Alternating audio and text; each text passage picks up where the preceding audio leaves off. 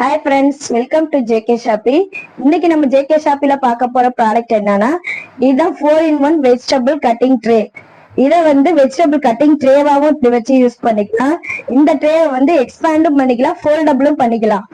இதை இப்படி பிரஸ் பண்ணீங்கன்னா போதும், உங்களுக்கு ஒரு ட்ரேயாவும் யூஸ் பண்ணிக்கலாம்.